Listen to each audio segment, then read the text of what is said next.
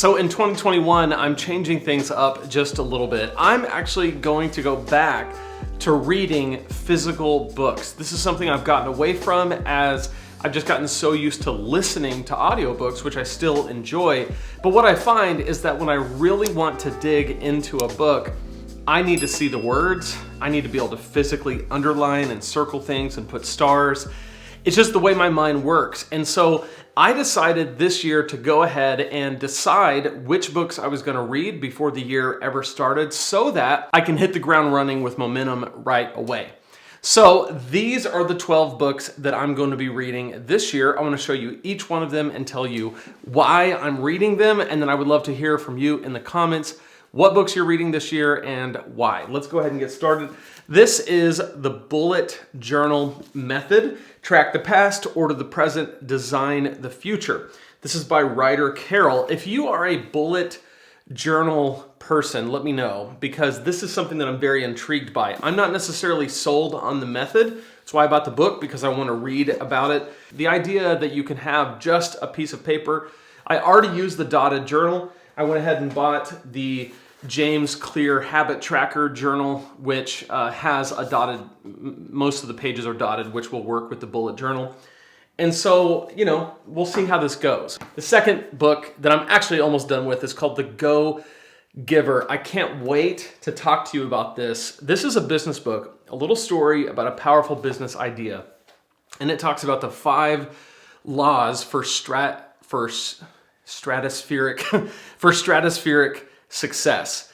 And it's counterintuitive because the whole book is about the more you give, the more you actually get. It kind of plays off of that line, the go-getter, and it says, don't be the go-getter, be the go-giver, because ultimately you're going to be more satisfied as a result, and you're actually going to provide more value to the world and make more money. So the Go-Giver has been a game changer already. It's been really cool what's happened just inside my own heart reading this book.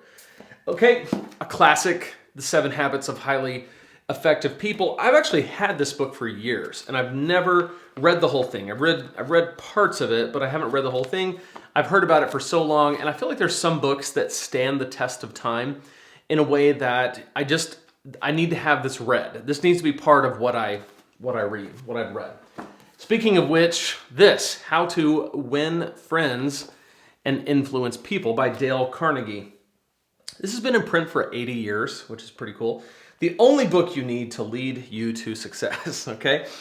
This has been recommended. Obviously, it's a classic. Many of you have probably read it, but I think that it's just one of those books that I need to have read, and I think that I'll probably learn a lot from it because both 7 Habits of Highly Effective People and How to Win Friends and Influence People have just stood the test of time, and people refer to those often.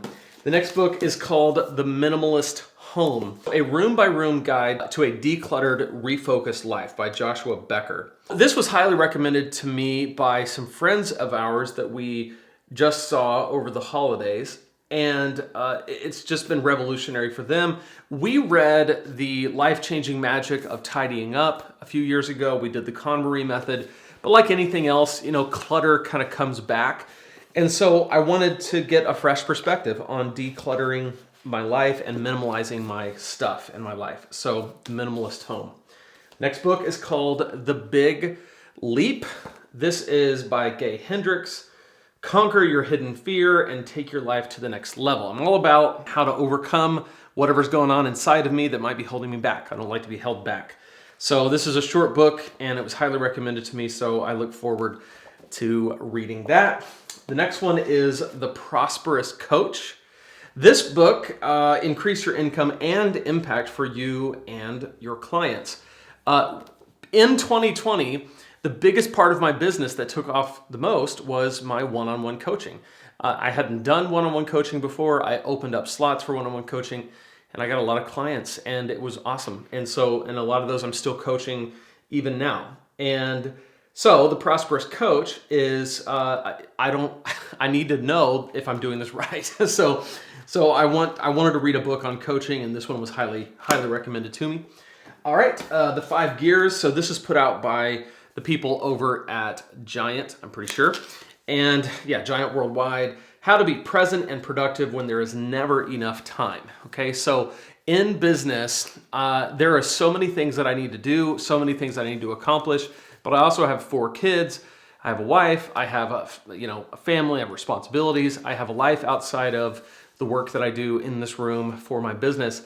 And so there's never enough time. And there's always more things that I wish I could do and that I would do if I could. So having something that kind of gives me some guidance will be really great. Then The Ruthless Elimination of Hurry by John Mark Comer. The Ruthless Elimination of Hurry. This book is all about ruthlessly eliminating hurry. I don't think we can ever read enough books on how to slow our lives down. Our lives move at a very fast pace. And when the pandemic is over, everything should probably just get back to normal, which will mean all the craziness comes back and we'll be right back at our normal crazy pace. So anything that can help me to kind of manage around that is awesome. Number whatever this is, The Richest Man in Babylon. This is a personal finance book. This is a parable, a fable, I guess you could say. It's a very short book. I mean, it's like very thin, but this is one of the classic works in personal finance. I mean, it predates anything modern today, and a lot of principles that people teach about with personal finance come from The Richest Man in Babylon. So I wanted to read it, and I'll talk to you about it. This one has an interesting title, Psycho-Cybernetics. Psycho-Cybernetics. And tap into the power of your subconscious mind to improve your self-image, learn to use your positive past, set and achieve worthwhile goals, develop compassion, respect, and forgiveness, on and on. So it's about your subconscious mind. Very interesting to me. If you can hack the way that you think and the way that your mind works with some programming, that would be awesome. And then this book is a repeat. This is Atomic Habits. I've actually already read this, but I listened to the audiobook. Developed a habit, a life-changing habit from this of working out every day. And that was my habit in 2020 after reading this book, and I stuck with it 6 days a week for 20 weeks of the last half of the year. So love this book, decided to go ahead and buy the hardcover and read it and underline and really just see how much more I can get out of it. So those are the books, and then I have, of course, the journal that I'm going to use for the bulleted journal. I am also reading the Bible, as I do every day and as I do every year. One of the things, the theme of all this is business, and the Bible has actually a lot to say about business, especially in Proverbs. So if you're new to the scriptures and you're just like, hey, where do I start if I want to read the Bible? Proverbs is a really great place. Lots of wisdom in Proverbs. So anyway, I would love to hear from you in the comments. What are you reading this year and why?